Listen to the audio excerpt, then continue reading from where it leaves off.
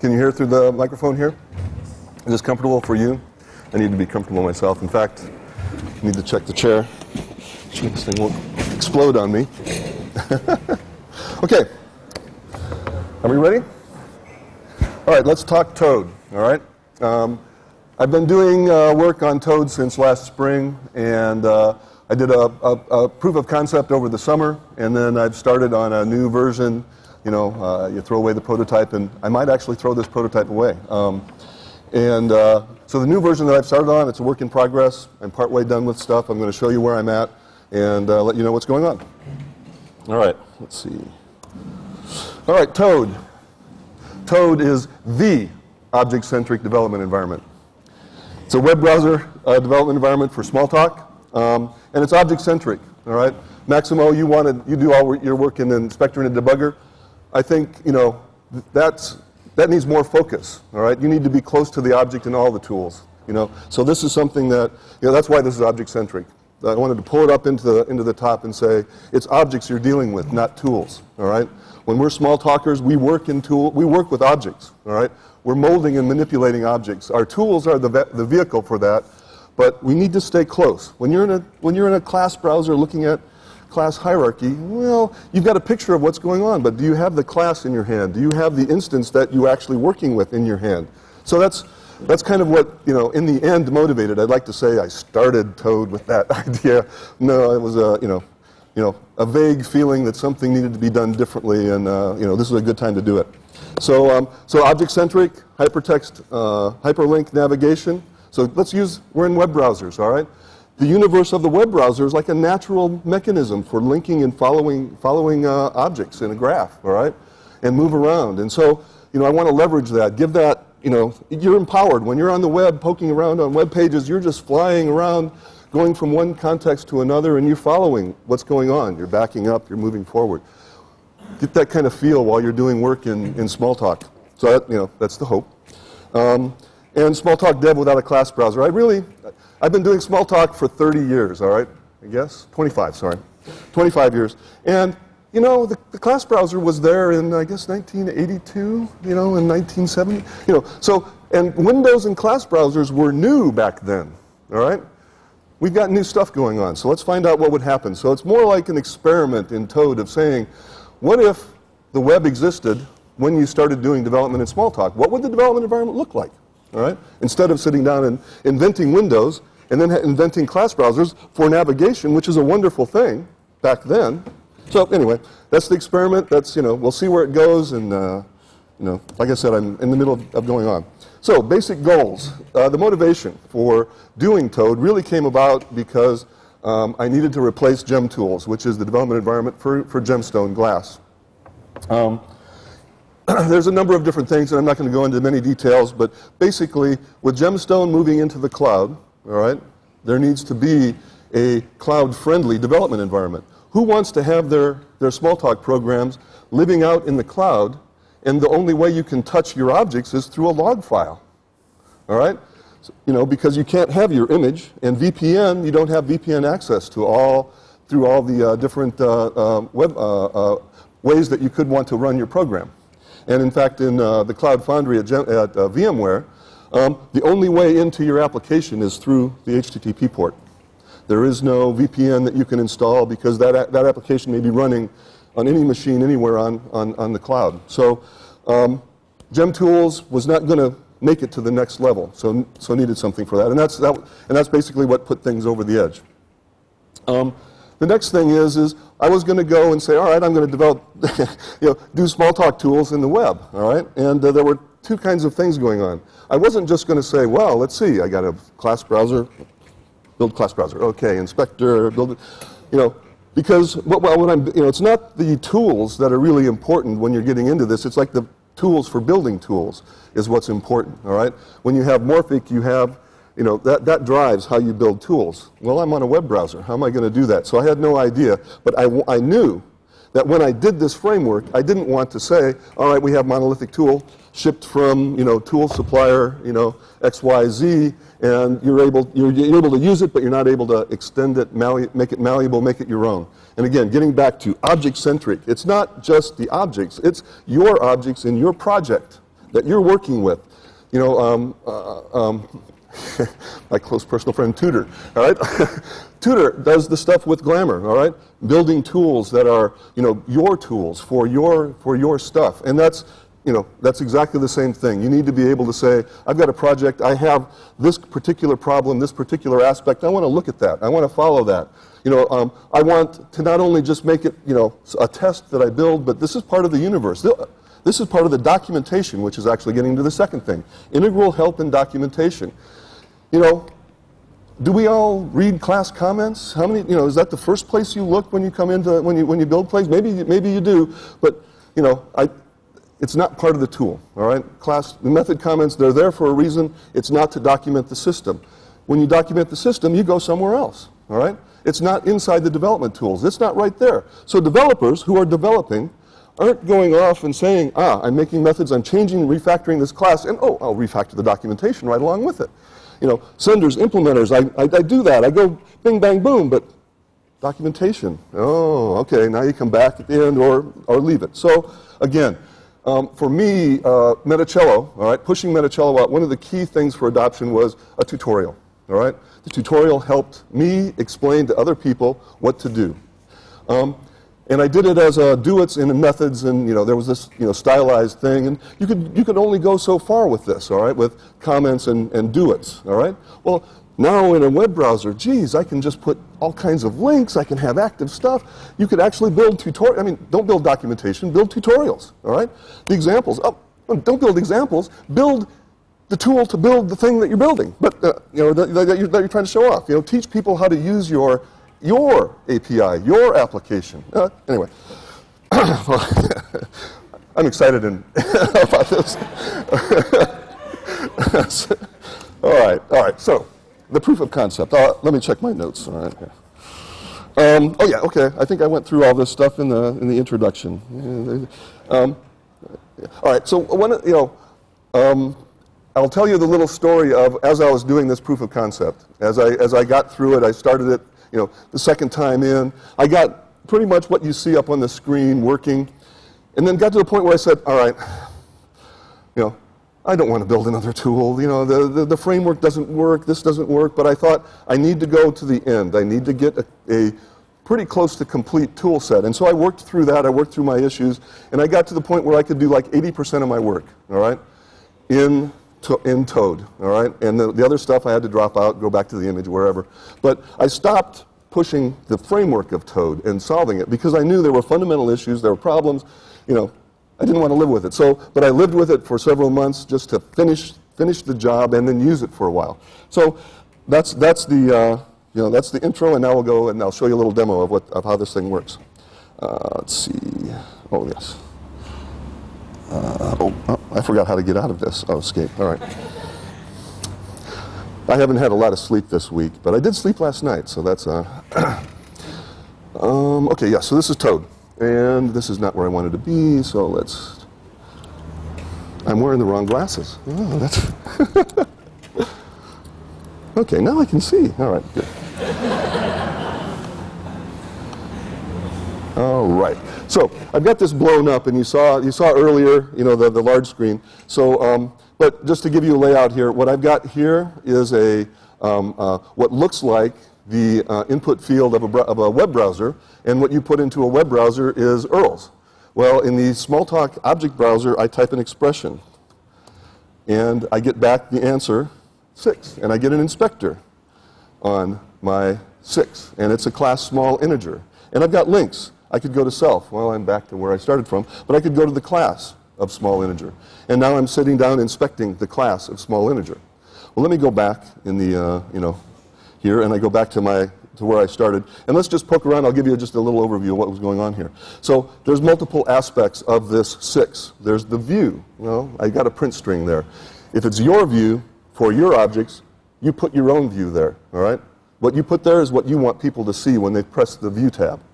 I've got help. Help is the class comment. So here's the class comment for a small integer. That might be enough for most people. I've got the inspector. I can look at the class, all right, and I can see various aspects. I've got the class hierarchy. I've got the class hierarchy in a couple places. We'll get into that. I've got some tools that you can do, some operations on the class, and then I've got the the class itself. I've got a class definition. I've got a new class template. And you notice things are bouncing around, and well, never mind. I won't go there. Anyway, somewhat familiar. All right. But it lets you get the job done when you need to create classes and monkey with them. And now I've got a method browser. All right. I've got method categories over here. All the familiar categories. If I select that, I see a set of methods over here. I click on one of these, and the method source shows up on this side. Let me go find the one that I want to show you. Printing. All right, so in print string, let's get rid of this stuff. And in fact, this is one of the things that these sidebars is one of the things I'm getting rid of, but in the new tODE. So what do we have? We have the hierarchy of small integer, and I've got the method print string. And what you see in the list of these superclasses is some of them are bold and some of them are not. The ones that are not bold have implemented print string.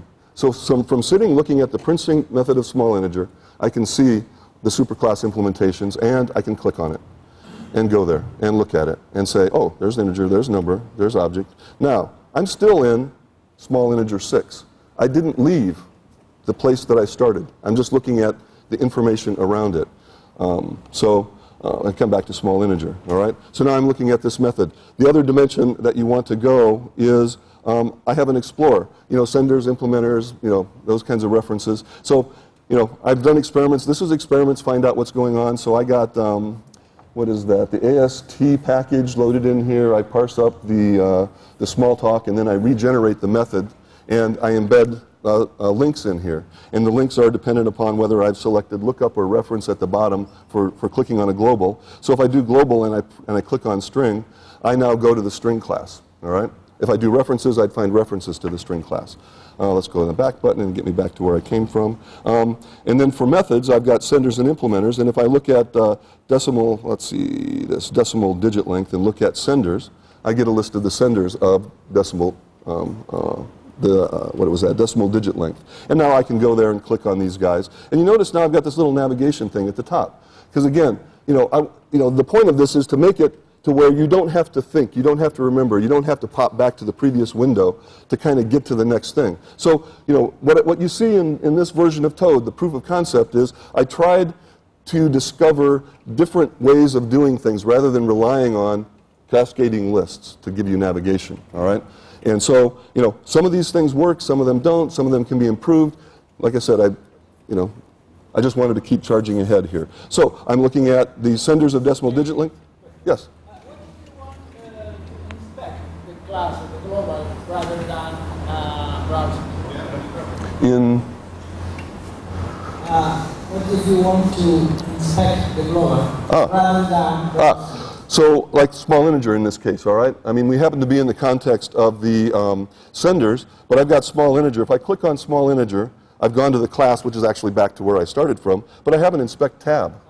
So this is the tabs right here are all these different aspects on the object that you're looking at. And so, the inspector is there. It's right there. And that was one of the things that, that's why it's there. And the help is there.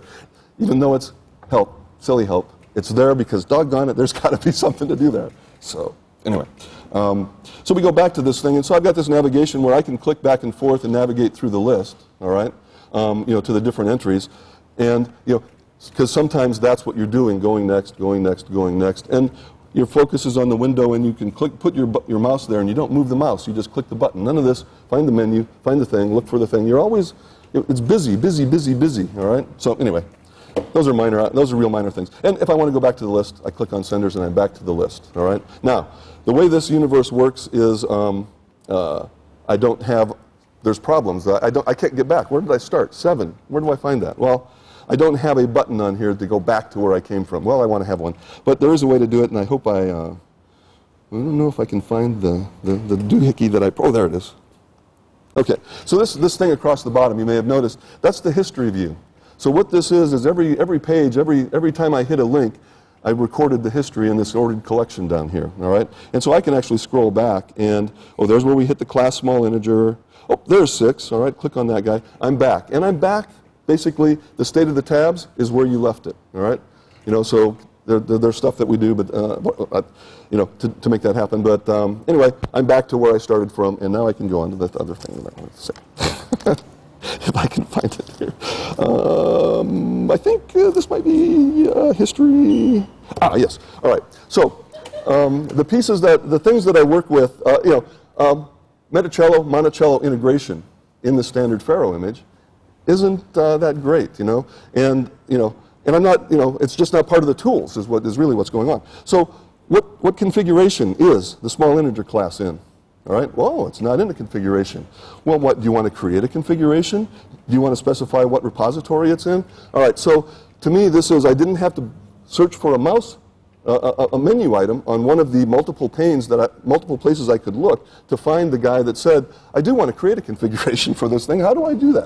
And then, oh, I don't find it on any of the menus. You know, where do I go? So it has to be there, all the things that you do. And this is why the extensibility is an important piece of this. It's like, it needs to support what you do, not what I think you should do, or what I do, and therefore the tools work for me but nobody else, all right? So, you know, all these are wild goals. Who knows if you can get there or not? But, you know,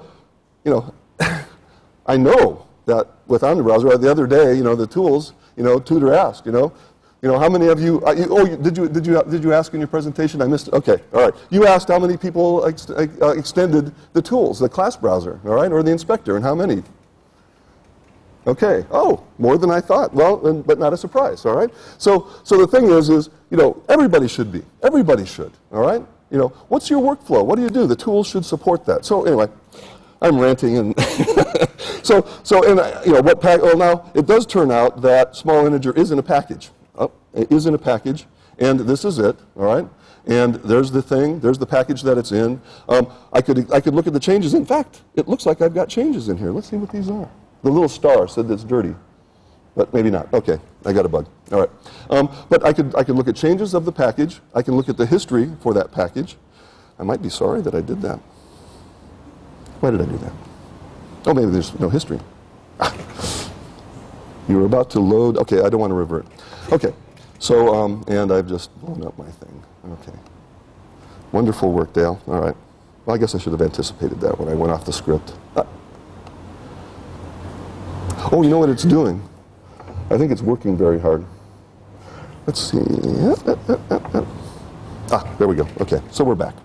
And in fact, I'm done. You know, I'm done with the tODE, the proof of concept. All right, got packages. I've got stuff there. You know, is it the greatest interface? Nah. You know, so that's where I'm at. You know, you may have seen that and said, oh, that's very interesting. Ooh, that's ugly. Okay, we're all on the same page. We're all on the same page. Let me go back to this. Click down. Okay. So the question is, what have I learned from that POC? All right. What were the things that came out of this? All right. Part of this was I was able to do 80% of my development. All right. And I forced myself to learn, you know, what this thing's looking like. But I also enjoyed doing development there. What I really like is the flow between the tools, the flow in the system, being able to move back and forth. You know, the information is a click or two away. It's a click away. I don't have to search for, I don't have to, it's a click.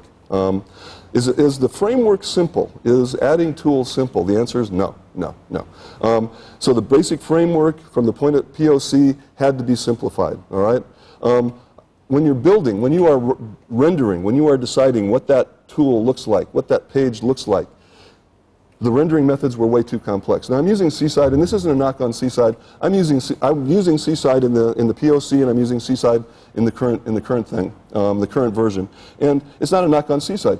I'm using you know what, a chainsaw to go in and cut cake. Okay, you know it's the wrong tool for the job, but I don't have a tool for the job, so I'm using it. And so the rendering methods were just not right. But anyway, enough of that. And help, I had no inspiration. All right. I hit the end of the POC and I just went, I got to have help. I got to have a tutorial, but I don't know how I'm going to do it. So in September, I started over from scratch. Now, September is after ESUG, and I had a chance to talk to Nicholas Patan and see Amber Smalltalk. Amber Smalltalk, if you're not familiar, is Smalltalk implemented on top of JavaScript and runs in the browser. All right. I'll make it just a quick little exit here. Escape. Okay. And I'll show you what Amber Smalltalk looks like. If I can find where I hit it. Ah, yes. And here it is. All right. So this is the browser running Amber in here, and here's the Amber browser, and this is Amber Smalltalk. All right. And you can save methods here. You can edit methods, self-halt, an inspector, a debugger. So there's a development environment that runs completely in the browser, and you write Smalltalk. Now it's a layer, it's a Smalltalk layer on top of JavaScript, okay? And so when I said the rendering methods were hard in the POC, one of the problems I had was if I wanted to do something in jQuery, all right, or some other JavaScript function, and I Googled for it, and I got back a page of documentation, and I looked through the documentation and said, oh, there's the JavaScript expression, or there's the option or parameter. It wasn't clear how to make that parameter get to the thing that I wanted to do in Seaside, all right? So I will claim that I'm ignorant of how to use jQuery and JavaScript in Seaside, all right? Maybe that was good, maybe that's bad, but I couldn't translate, all right? I could not make the leap, okay? And maybe I'm just a thick head. But with Amber, I can make the leap, all right? The model, the way that Amber Smalltalk is written to deal with JavaScript and with the canvas is one-to-one. So if I read something in JavaScript, I can take that JavaScript method, convert it to Smalltalk in my head, and write it and get what I want. So I was able to do much more, fancier things myself without having to work as hard, convincing Seaside that I really wanted to do it this way. And like I say, I was using Seaside for something that that was not the right thing. Okay, all right.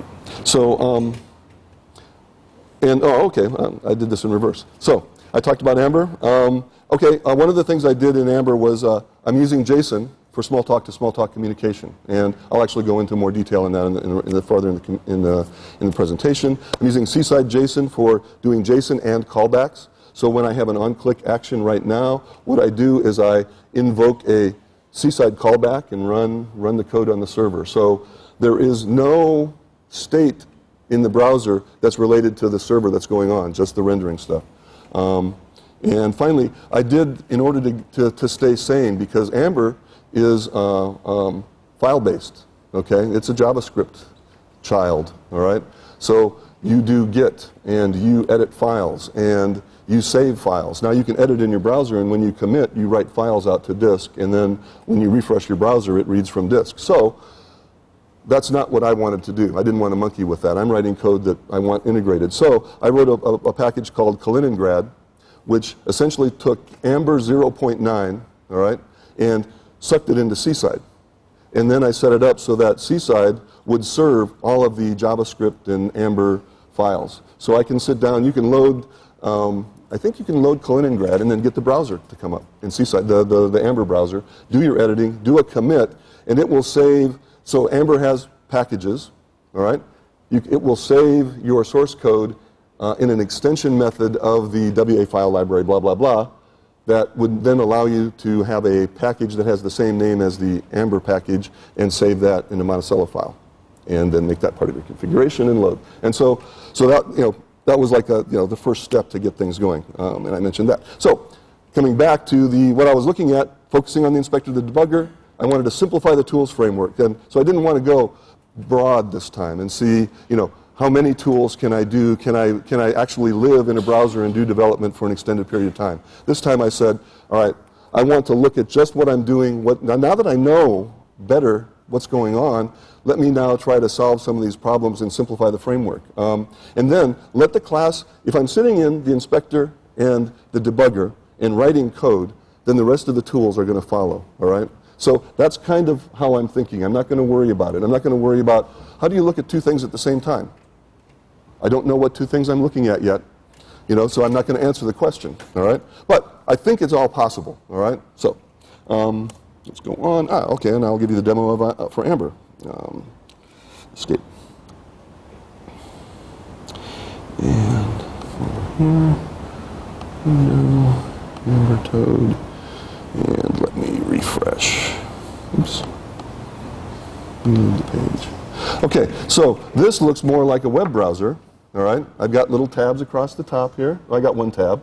and then I've got my little navigation bar here, and I've got these guys over here that I don't need. I haven't figured out what I'm going to do with them yet, but I've got them there to remind me that I may or may not do something with them sooner or later. So let's see, let me get back to my little notes here to know, oh, yes, of course. I'm going to start with 3 plus 4 and put that in here, all right? 3 plus 4. Hit return. Okay, I'm back to the familiar spot. I can now inspect small integer. I can go through organization. So I can now navigate. I've got my inspector working, all right? So, okay, tick that one off. That one's a good one. And then I've got the thing at the top here. If I go back, I don't have history, so I'll just use my back button to get me back to home. You notice here I've got 2 things. I've got the configuration that the instance's class lives in, and the package that it's in. Again, I wanted to keep myself reminded that this stuff has to stay integrated. I need to have a place to go. And in fact, if I click on this and expand that bar, I do have places to go. I can go off to the configuration, and I've got an inspector on that object. I'm not doing anything with it, so inspector is my default tool at this point in time. Oh, and in fact, you notice, and I haven't caught this yet, so this is like, got to worry about that. But I opened a new tab, all right? So my rule at the moment is this is metadata on the real object, all right? When I click on the metadata, don't push the real object. Go to a new tab, all right? So all of these links take me somewhere to a new tab and leave this I call them sessions, intact. But I can go over here and look. And in fact, in HTML, if you want to have a pop-up go to a new place, your target is underbar blank. Well, okay, the target is underbar blank in here, and that takes you to a new session. So I want to keep this very close, and you'll start seeing a theme here that's going on. Let's go back to tODE. I can go to the package. Oh, I think I have something with the package. Oh, no, I don't. Okay. Oh, yes, again. That caught me again, didn't it? Okay. Let's see. I'm going to click on tests, all right? Tests is another placeholder. I want tests integrated. They need to be part of what you're doing. As you develop, you need to go to your tests and be able to run them and have access and see what's going on. So when I click on the test button, right now, test is a test because it gives me a walkback, all right? It doesn't work. And so this is my view of a debugger, all right? And we start out with the familiar stack, all right? If I sit down and click on one of these things, I navigate to a frame. And the frame is the tOAmber meta renderer object, error colon. And so you see a navigation thing up here, the method, and then you see some synthetic inspector fields. So I can go to the debugger and get back to that from here, all right? And now that I've set a context, my debugger is going to keep track of where I was, all right? And, so you can go off to the races with that. I got the receiver, I got the arguments. Now I'm down to the arguments, and if I had local variables, they would show up in here. So, but I've got a navigation, so I can go down the stack and just sit down and navigate down the stack and see what's going on. Let's see, this is the method I was aiming at. So I've gotten to this point in the method, and when you're looking at this particular method, all right, now you see what's highlighted, evaluate field values, all right? And I got an error earlier on in the stack. So whenever I come into one of these places, I sit down and I go, all right, let me look at this doggone code. And it says, fields all at callback key. And I go, what was the callback key that was used? Now, this happens to be an argument, all right? And an argument to a method that is on the stack. So I could navigate the stack and find out the value of that expression. Or I can sit down and just select it and say, I'm going to say do it. What happened is I added the expression that I did in the debugger to the bottom of my frame, and I've got the result there. So now I won't forget what the value was. If I did in the regular debugger, you do a print it and then okay, and maybe you didn't inspect it and then go find that window that you had the inspector on, or it's right here. All right. So I've got the ability to essentially not only get the values and display them here. So this is experimenting with what stuff do I want in my debugger, all right? And this is one of the things I want in my debugger, all right? And and so I'm exploring what should a debugger look like. This doesn't look like a debugger to you guys. When you looked at it, you didn't go, oh, that's a debugger. But people that come new to Smalltalk look at a debugger and go, what's that? All right? So part of this is training, and part of this, and sorting that out is for someone else to do, someone else to figure out. I can also take this guy and say, I'm interested in really working through him, and I can do a Control-I, and I now open up a new tab on 4, and I can now start inspecting and follow my path. Or I can come back to where I started from, and oops, I didn't start there. And then come back here and continue on with my debugging experience. So let's see. I think that might be all I wanted to say. One of the things that, this tab up here has been tracking where I've been going on the stack as well. So this case here, this method happens to be in this configuration, Seaside 3.0, 3.0.6.3, that particular version of it, and in this package, all right? So if I had navigation scheme and I wanted to go, I'm interested in not the class that this is in or the method that it's in, because I can get there. Oh, yeah. Let's see, can I get there? Oh, I can't. Oh, yes, I can. All right. Yeah, I can get there by clicking on handle, and I'm now taken to the method that is, there, and I can do whatever I would do with the method. Right now, it's an inspector. I guess I can go back. No, I go back again here. So I can do that. I can go to the class, and I can get navigating to the class and operate on the class. Or you notice this little block thingy here, all right? Because I'm in an inner context to this particular method, all right? There's an outer context that has more state and other information. So how do I get there? Well, let's just go click on that son of a gun, all right? Now I've worked my way back out to the outermost context of callback registry handle, and I can now look at maybe the values that aren't visible there, or do something, start a branch from here, all right, on the debugger. And again, if I navigate here, I've got two contexts. I can go navigate to which one I want. All right. So these are at some level these are like games. But this is what hyperlinks do for you in the tools. All right. Did I get up a menu? All right. Now I don't think in Smalltalk you can. There probably are debuggers that have been extended to do this. All right. But this is pretty doggone easy. All right. And it wasn't hard to do. All right. And so that was kind of where what's interesting now is that wasn't hard for me to add. Now it's me doing the work. All right. But I was honest about the previous one. I wouldn't want to try to do this in the previous version. So anyway, yes, the thing I want to go to. So what I'm going to do is I'm going to clean this up, and it's always quick if I just reload the page because Seaside says, oh, new session, bang, all right? Because all of the stuff I was doing there is all browser-based state, all right? I'm not holding on to any objects necessarily in the browser, but I've got the state of the system, what the tabs are, everything else, just like a regular web browser, all right? But all of the real state is on the server. Because what I wanted to show you was go in and say, well, let's look at help, all right? Because I did do help, because that was important to me. And it looks like I've got something that can work here. So this is the help frame for the standard inspector. I've got some text about this is the basic inspector view, rows and labels describing what you're looking at. And I've got a link in here, up at the top here of TO home. And again, my rule is I'm in documentation. I want to stay there, but if I inspect something, let me go to another window. Is that a good rule or bad rule? Doesn't matter. So I come back over here so I can inspect the class. But this is now your documentation. Or this is my documentation, but it could be your documentation. What do you think is important? What paths do you want to lead the user of your stuff down when they're looking at this particular instance? What do you want to tell them? All right? Do you want to tell them you shouldn't be here? You should really be over here somewhere? Then you can do that with the documentation. Maybe everything should be in documentation. No, don't go there. All right. But now this is I did put in that little piece. You can add generated fields to your own classes by overriding object inspector field. Now, I'm at the method reference for that, all right? What should I do? Well, maybe I should go to add the method to that class and give you allow you to edit it and add the field. Maybe that's what I should do with the template of extracting from the fact that I'm on that particular class, what kinds of things might you want to have in there. So, I didn't do that. I don't know if that's the way to go, but that's the kind of thing that could be done from here. And in fact, the way I want it to be is if the tool god doesn't say that should be there, you can override the tool god and put it there if you want it. So anyway, that's kind of, so this is the thing that excites me about, to have help that's right there, right part of it, and it's active. I think I've got a bug, so things kind of go crazy if I click on one of these things, but it worked, the other day. So I'm going to go back and,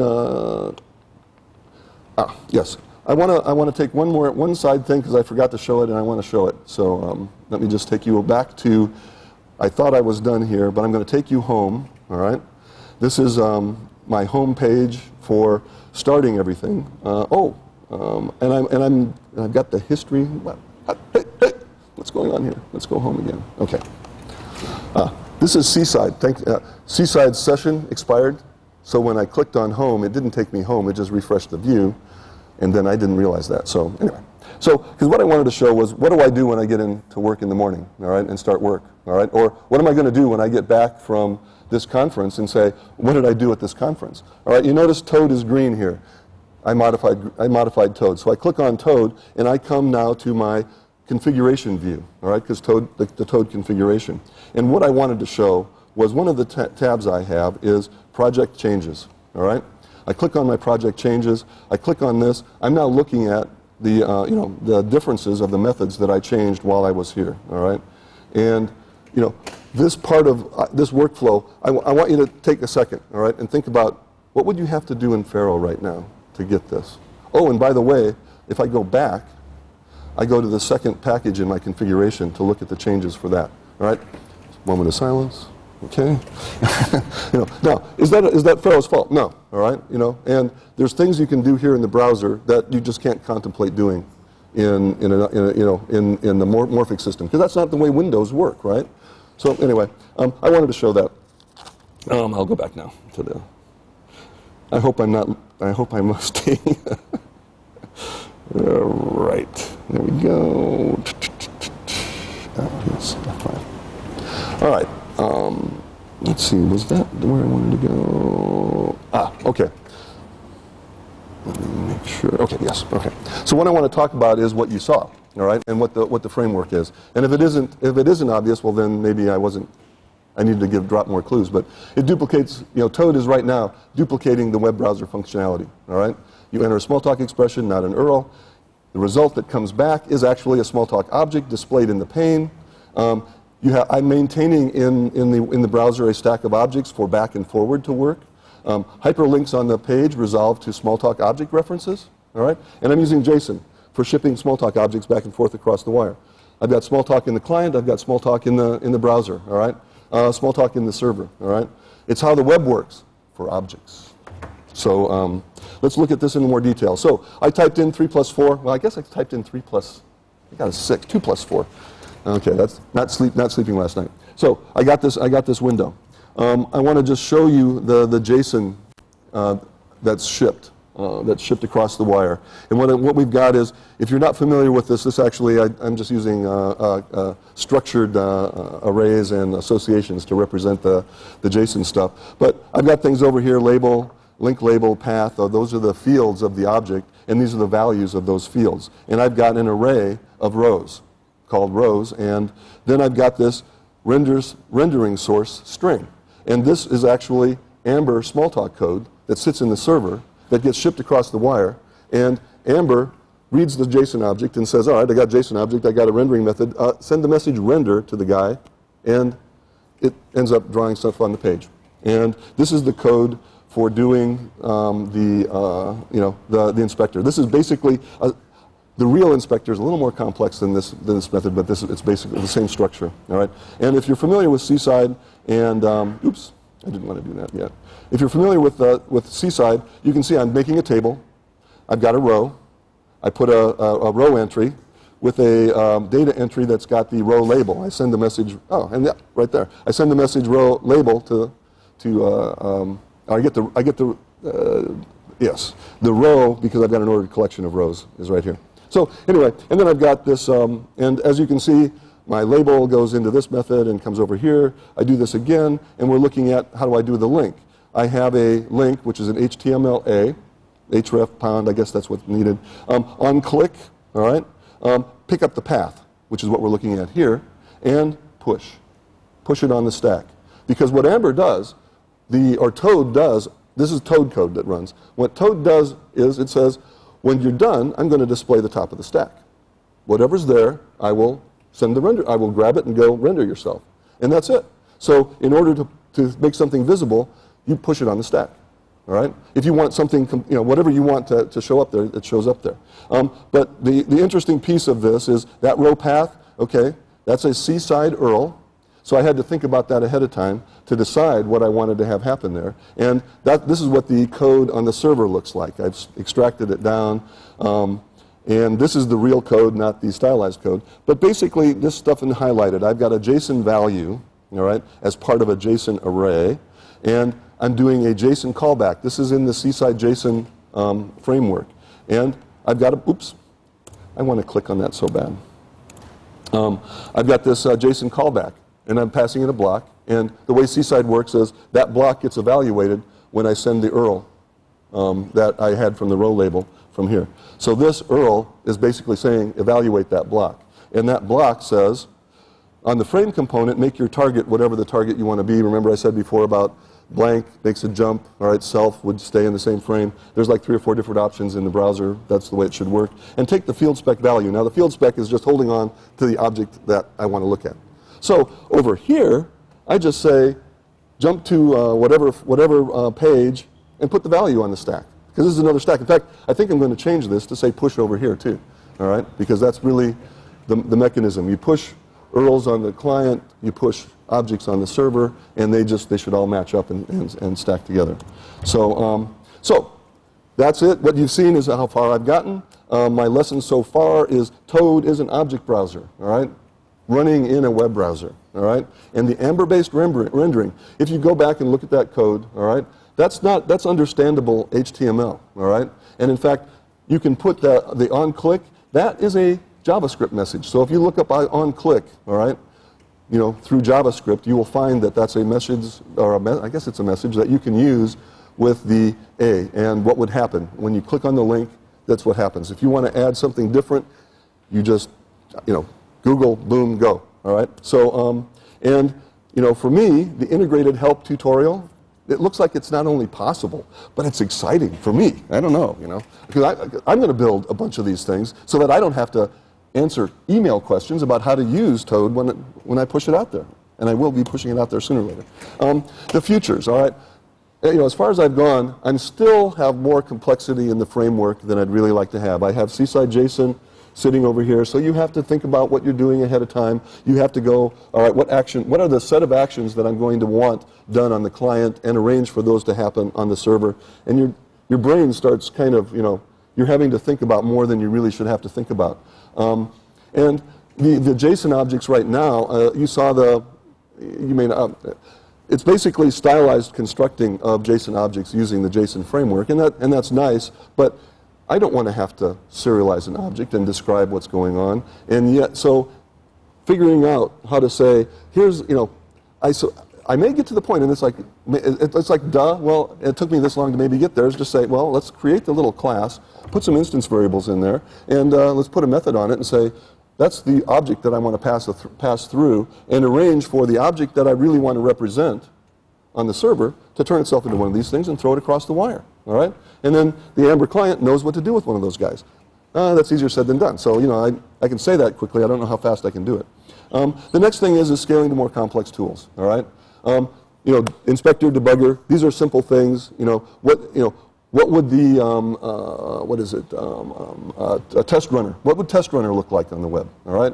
You know, because you have to think, you have to forget, you know, and that's, driving through this, I had to think differently. You know, you were talking this morning about thinking differently and having structures around your head. Well, it's so easy to think in terms of lists, but don't think in, you know, I guess you could build them all here, you know, and at some level I go, it's tODE, you do whatever you want. But, you know, my first challenge is to say, but you start pushing things behind, all right? When you have those lists, how do I get to the, you know, the class that's selected in the browser? Oh, a menu, okay. Well, we have to now add menus. Oh, now you have to add, you know, maybe there are other ways to think. And so that's kind of where, you know, but I don't know if that scales. I don't know at what point I just throw up my hands and say, all right, do the class browser.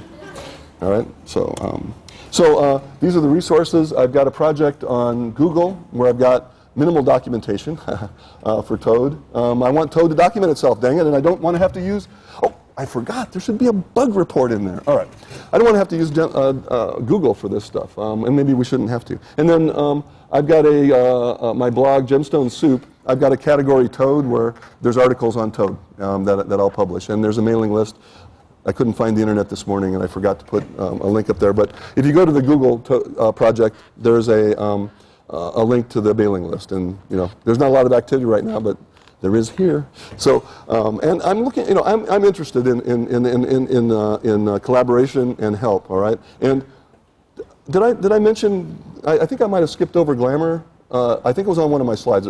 Was it? Okay. Because the thing is when I was talking about complex tools, all right, the stuff that Tutor's doing, all right, should be able to just plug in here, all right, because if there is a tool builder tool, all right, that runs on top of a tool builder tODE, then use it, go for it, go, all right, rock and roll, all right, because all those tools help, all right. But if that tool doesn't fit what you want, maybe it should be build your own or whatever. So. I'm done.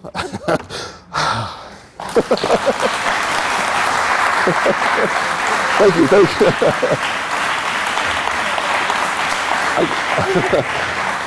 Questions, right? Ah, yes. So I shouldn't run away yet. But yes, any questions? I have a question for you. And please stop me if I have to go on for a moment.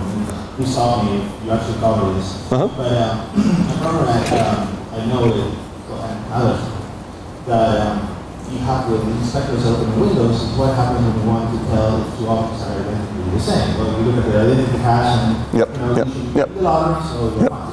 So what we're thinking code, you have a stack of objects. Yeah. So and when you set top of the stack, return top of the stack, they're carrying virtual machine as the So when we consider using the stack of objects that we have to provide some sort of mechanism to allow sending messages between these objects. Yes, yeah. So, and in fact, there's like 2 or 3 different routes to go down here, all right? Because one of the routes is, the way the proof of concept runs, since it's all on the server, I have an object called a frame that sits on the stack that holds the object and holds the state of the pane. And when a new object is pushed on the server side, I did a lookup, I did a reverse lookup to the existing frame, all right? And so I was using object identity at that point in time, all right?